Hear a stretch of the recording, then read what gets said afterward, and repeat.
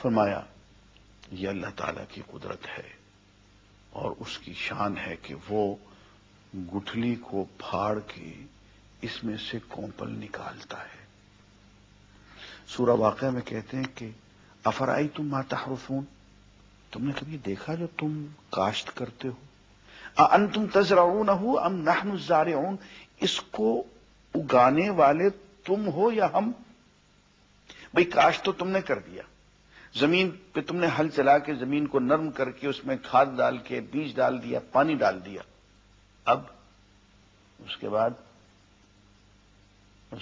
تو بیچارہ کسان کہتے ہیں یا اللہ میں تو یہی کچھ کر سکتا تھا، اب آگے اس بیج میں سے کونپل پھوٹ کے اس میں سے پودے نکلیں، اچھی فصل ہو، یہ تو سارا اس کا کام ہے۔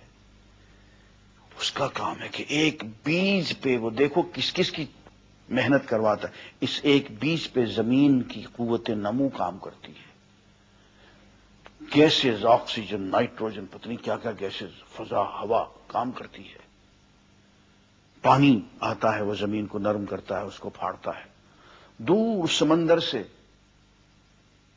ہوائیں، بخارات اٹھتے ہیں، بادل بنتے ہیں، بادل برستے ہیں، بجلی کی کڑک ہوتی ہے، بجلی کی کڑک میں نائٹروجن مل جاتی ہے، نائٹریٹ، کھاد ملا پانی بن کے آ جاتا ہے، اور کروڑوں میل دور سورج کی توانائی اور گرمی آتی ہے۔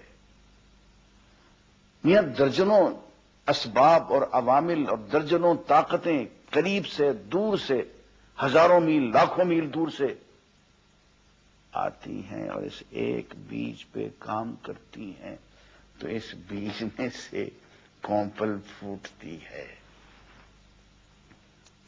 پوچھتے ہیں کہ یہ کونپل تم نے اگائی ہے یا میں نے اگائی ہے؟ لگتا ہے کہ کسی ایسی ذات نے یہ کونپل اگائی ہے جس کے قبضہ قدرت میں سورج کی گرمی اور توانائی بھی ہے، سمندر بھی ہے، ہوائیں بھی ہیں، بادل بھی ہیں، برکھا بھی ہے، بجلی کی کڑک بھی ہے، ہوائیں اور فضا اور گیسز بھی ہیں، زمین کی قوت نمو بھی ہے، پانی بھی ہے اور بیج بھی ہے۔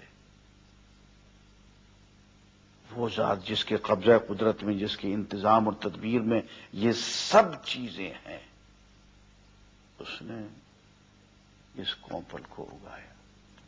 اور جو علامہ نے کہا کہ پالتا ہے بیج کو مٹی کی تاریکی میں کون؟ ہمارے سے تم اگاتے ہو یا ہم اگاتے ہیں؟ کاشت تم کرتے ہو، اگاتے ہم ہیں۔